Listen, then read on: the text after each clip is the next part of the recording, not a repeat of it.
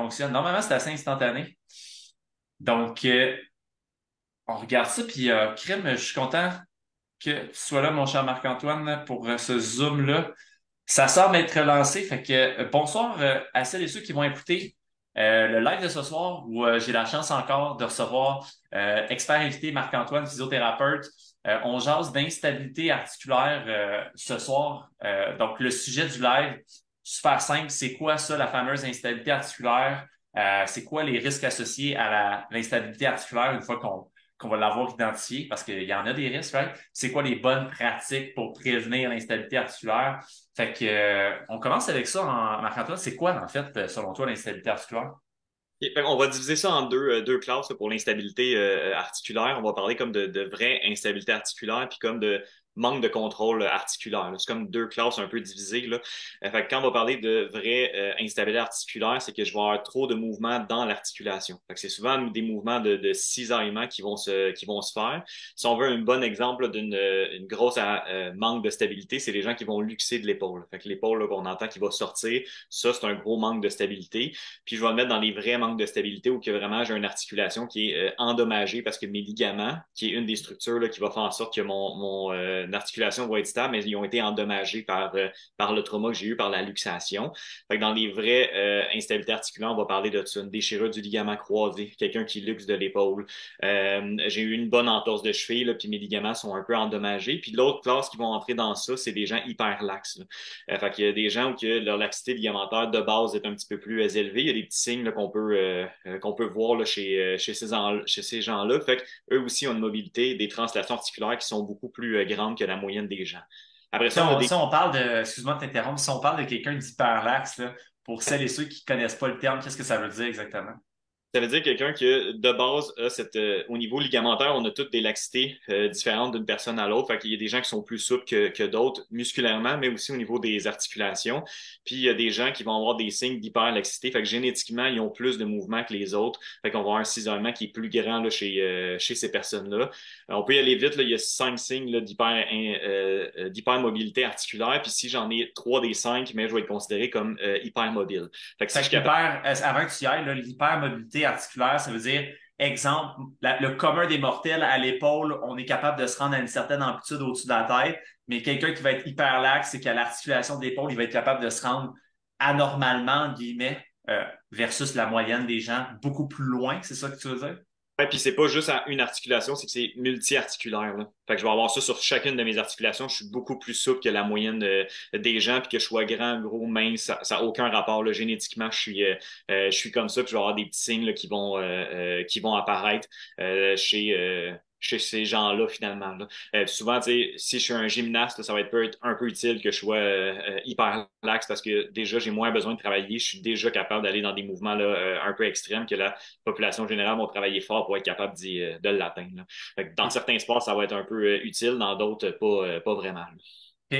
Fait que les 5 signes que tu allais nommer, Les 5 signes, en fond, c'est je fais de l'hyper-extension du coude. Fait que, tu sais, moi, mon coude, il arrête droit. Ces gens-là sont capables d'aller là, en excès au niveau de l'extension des coudes. Même chose au niveau des genoux. Au niveau des mains, si je prends mes doigts, moi, ils arrêtent à un certain moment. Ces gens-là sont capables d'aller plus loin que 90 degrés en poussant vers l'arrière. Puis leurs pouces sont capables de les toucher à leur avant-bras facilement, là. Fait que quand j'ai ces signes-là aussi, je suis capable de toucher le sol avec ma paume de mes mains au sol, là. Fait que s'il y a 2 de ces choses-là que je suis capable de faire sur les 5, 3 de ces choses-là, je suis capable de faire sur les 5 que j'ai dit, mais on est quelqu'un d'hyperlac génétiquement, puis ben, on est chanceux ou pas chanceux, dépendamment du sport qu'on va faire là ou qu'on va pratiquer. 100%. OK. Fait que si tu fais un petit reframe, un petit recap de ces deux classes-là, genre en je veux dire quelques mots, mais genre en deux, trois lignes. Fait qu'il y a la première classe puis la deuxième classe. Peux-tu juste le résumer avant qu'on passe à la suite des choses pour que ça soit ultra clair? Fait que première classe, je suis pas chanceux, j'ai un trauma, puis mon ligament il est endommagé. Dans cette classe-là aussi, on va mettre les gens qui sont hyper lax, fait que les ligaments ils bougent un peu trop. Puis dans l'autre classe, on va mettre les gens qui manquent de contrôle. Ça veut dire que mes ligaments sont corrects, mais quand je vais faire mon mouvement, je vais aller utiliser mes ligaments au lieu de rester dans ma musculature pour me stabiliser. Fait que ça, pour l'expliquer, on a comme plusieurs choses qui vont stabiliser mon articulation. Ma première, c'est mon ligament. Mon ligament s'attache un bout d'os à un autre bout d'os, puis ça s'assure que ces deux os-là restent pris ensemble pour pas qu'ils bougent un sur l'autre trop. Puis par-dessus ça, je vais avoir mes muscles là, qui vont aider aussi. J'ai des muscles stabilisateurs, fait que aussi ils vont être attachés os à os, quand même près, puis ils vont s'assurer qu'il n'y a pas trop de cisaillement. Puis j'ai mes gros Mhm. qui s'assure que mon muscle, mon genou va bouger un sur l'autre, par exemple. Mes os vont bouger un sur l'autre. Fait que, tu sais, il y a des gens qui vont mal utiliser finalement cette musculature-là, puis ils vont aller s'accoter dans leur ligament. Puis à force de s'accoter dans leur ligament, possiblement qu'ils vont se faire un peu de douleur. Le ligament, il n'est pas nécessairement déchiré ou trop lousse, mais je suis toujours en train de l'étirer finalement. OK. Fait que si on part de la première classe de quelqu'un qui aurait subi un trauma ou quelqu'un qui serait hyper lax, peux-tu nous dire ça représente, tu sais, il y a bien des gens qui se blessent, OK, mais il y a combien de personnes ça représente combien de personnes les gens qui sont dans la situation d'être hyper lax? C'est une majorité, une minorité, c'est 50-50?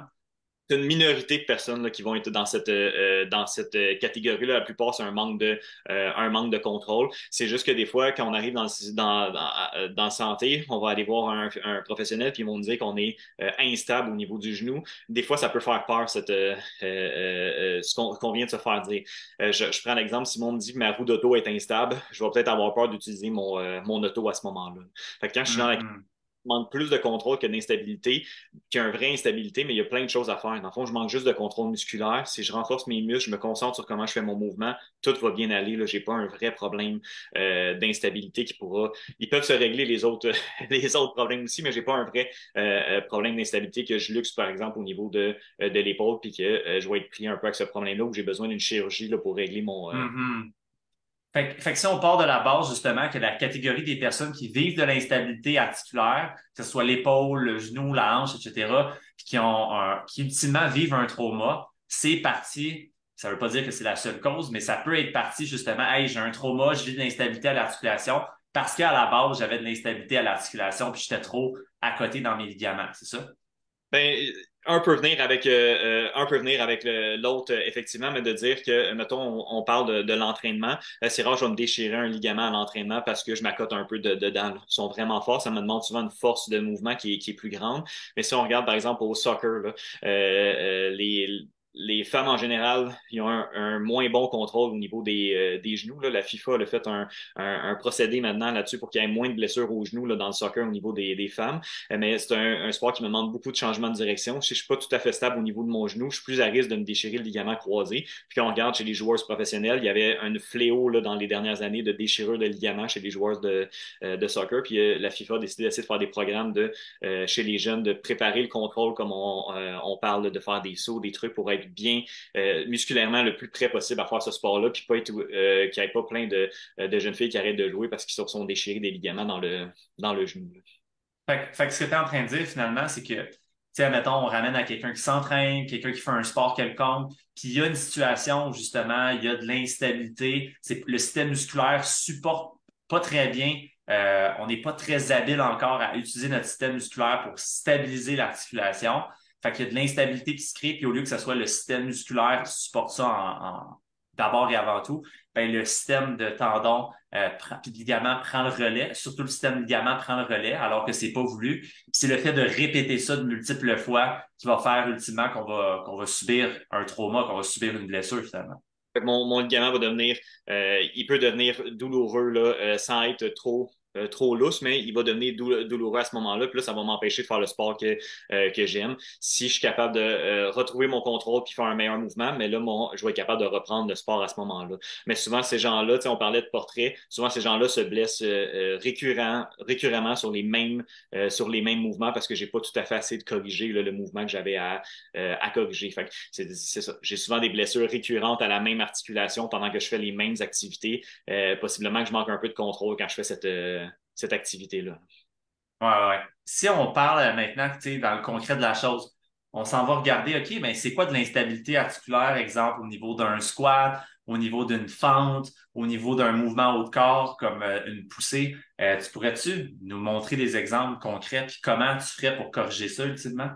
Ouais, tu sais, le squat puis le lunge, mettons, là, le split squat, on va avoir pas mal les mêmes problématiques. Souvent, ça va être vraiment accentué au lunge comparé au squat parce que je m'en viens sur une jambe puis je m'en viens avec besoin d'un petit peu plus d'équilibre, là.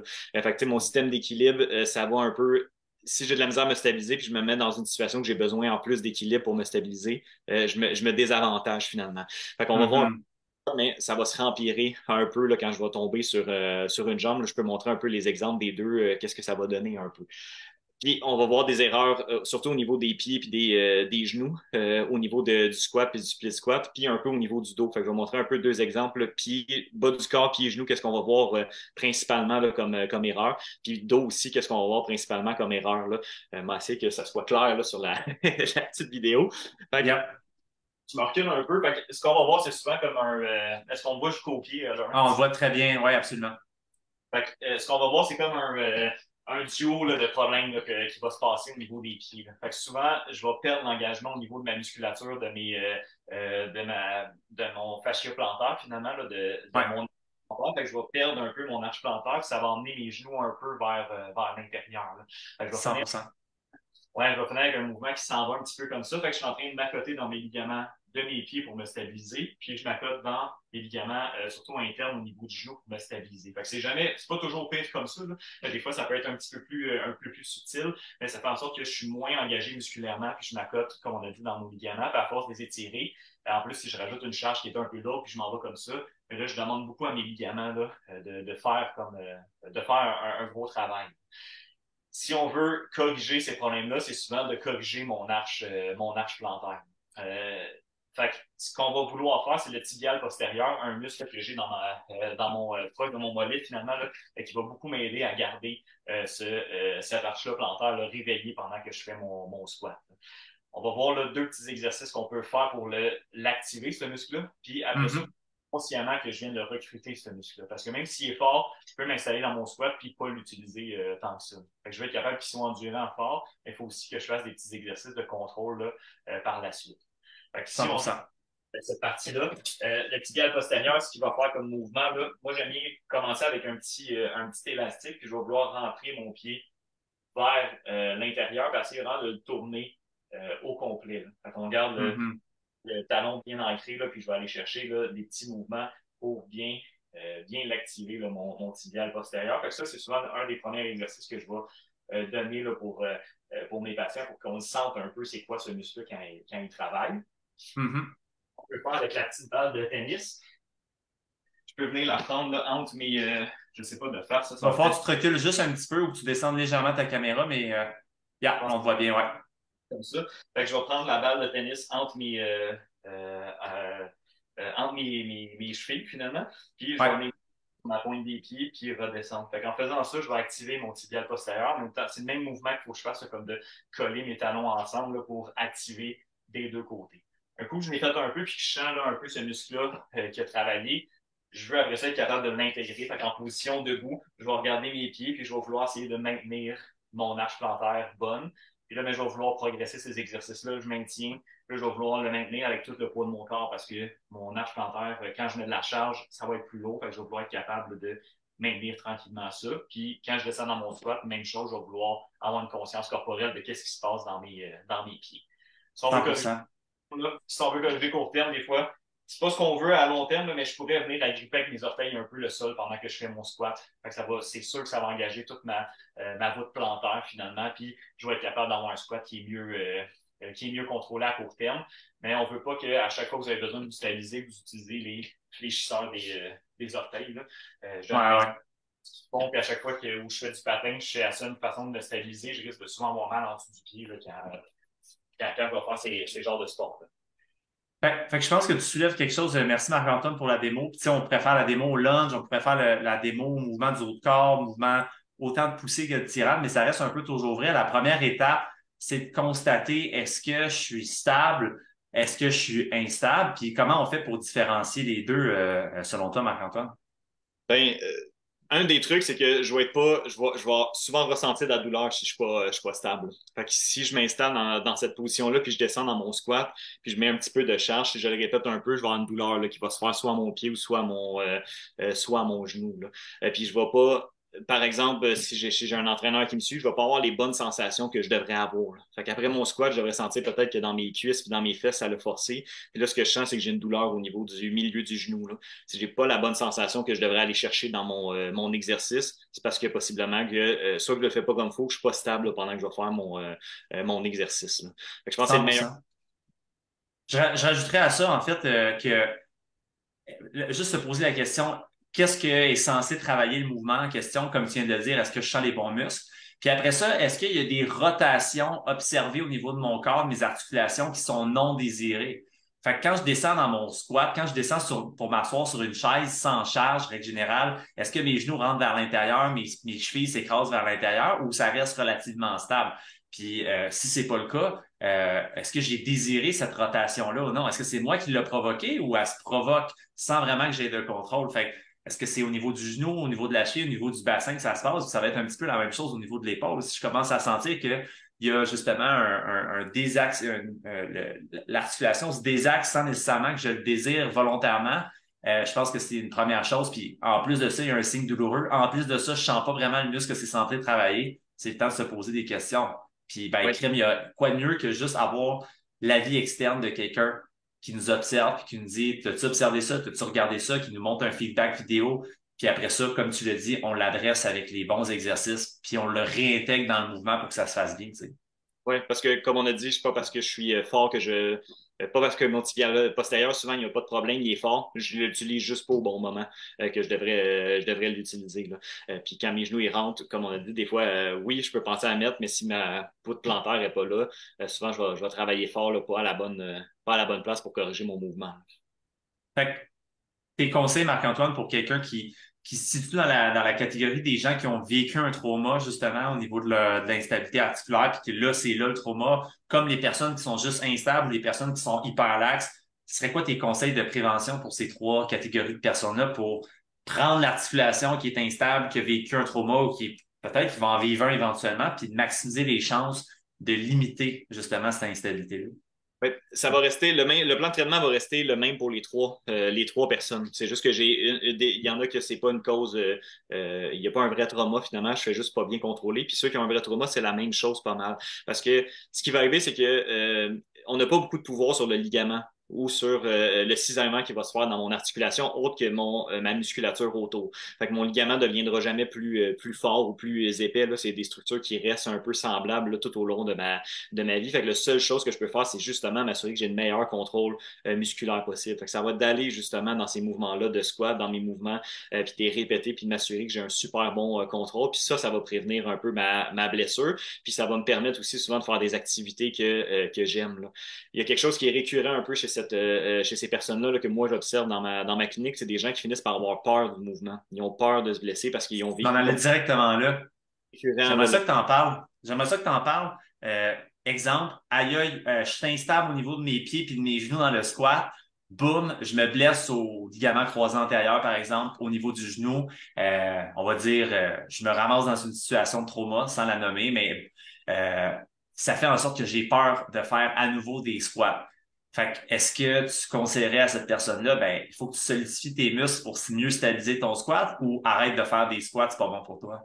non, justement, je vais vouloir y aller parce que le squat, encore là, c'est un mouvement. Il y a des mouvements qui sont pas tant fonctionnels dans la vie de tous les jours, puis qu'on peut passer un peu à côté, mais le squat, tu sais, quand vous allez ramasser à chaque fois que je vais m'asseoir, à chaque fois que je vais ramasser mes sacs d'épicerie, je m'en vais dans ce mouvement-là. Fait qu'il faut qu'il soit contrôlé pour que je me ramasse pas à avoir des douleurs quand je ramasse mon sac d'épicerie ou quand je lève mon enfant du sol. Là. C'est vers ça qu'on s'en va quand on finit par avoir trop peur puis trop éviter mon mouvement puis qu'il reste instable ce mouvement-là. Fait que ça finit par pas juste me déranger dans ma vie de tous les jours, mais ça m'incapacite des fois au travail puis des fois dans ma vie de tous les jours. Là. Fait que oui, il faut y retourner, mais il faut respecter un peu notre peur, dans le sens qu'il faut y aller par étapes, puis il faut charger graduellement pour être capable d'arriver avec des résultats qui sont intéressants. Si je me dis, mon genou est instable, j'ai peur, puis je décide de faire mon répétition max que j'ai jamais faite de squat, ben oui, les chances que je me blesse sont sont plus grandes, mon genou il est rendu instable, mais faut que je me remonte ma mise en forme jusqu'à temps d'être capable de faire ça.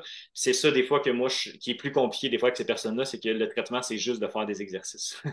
Dans le sens, c'est qu'il faut monter les exercices, puis ça prend des fois des mois avant d'être capable d'avoir des gains qui sont intéressants parce qu'il faut que je répète, puis je répète mes mouvements jusqu'à temps que ma conscience corporelle, puis que la musculature, ça soit mis tout en place, là.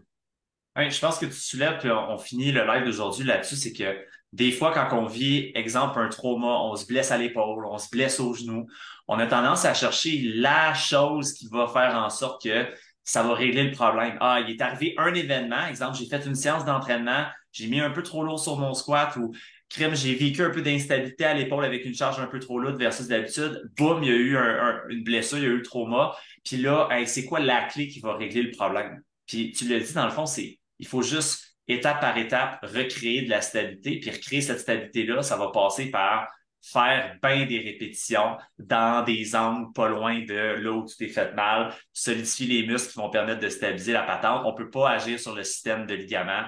Comme tu l'as dit, on peut pas modifier notre système osseux. Fait que c'est vraiment juste d'être patient, d'y aller étape par étape, d'accumuler des reps, finalement.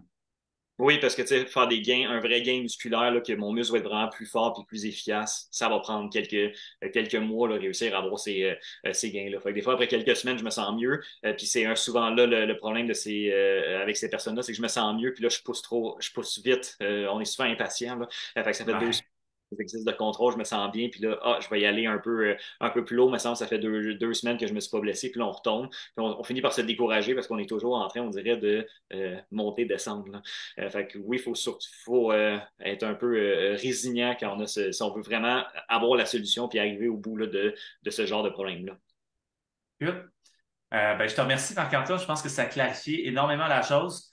Si vous avez des questions, comme d'habitude, faites juste les déposer en commentaire. Ça va nous faire plaisir d'y répondre. Si présentement, vous sentez que vous êtes instable, vous vivez des douleurs au niveau d'une certaine articulation, que ce soit l'épaule, les genoux, le bassin, la cheville, peu importe, puis que vous aimeriez avoir justement des trucs, des astuces, un peu plus d'informations, faites juste nous écrire directement ou sous la vidéo, puis on va pouvoir échanger avec vous là-dessus. Ça va nous faire vraiment plaisir parce que on l'a pas dit, Marc-Antoine, mais toi puis moi, on en a vécu. Moi, c'est encore un peu présent. Toi aussi. C'est une réalité qui fait partie de l'entraînement, mais comme tu dis, c'est aussi bien travailler autour de ça puis viser à s'améliorer que de s'arrêter de faire des squats qui est essentiel à notre vie, right? Parce qu'on vit de l'instabilité, là. Ben oui. Puis comme on a dit, on est mieux aussi de continuer à faire du sport malgré ça que de tomber sédentaire. Nos risques pour notre santé, là, comparé à être un peu instable à un épaule, comparé à être sédentaire, c'est bien plus grave à être sédentaire. Puis ça m'emmène bien dans des conséquences beaucoup plus graves aussi, là. Good. 100%, puis on avait parlé sur un autre live. Fait que n'hésitez pas si pour vous c'était un peu. On a parlé de bien des choses ce soir, non seulement en lien avec l'instabilité articulaire, mais on a parlé d'autres concepts aussi rapidement en tournant les points ronds parce que c'est des choses qu'on a jasées dans d'autres lives. Si pour vous le processus de réhabilitation puis d'y aller étape par étape, c'est un peu nébuleux, on peut vous identifier sur un live qu'on a traité à ce sujet-là. Ça va nous faire plaisir aussi. Fait que sur ce, bonne soirée tout le monde.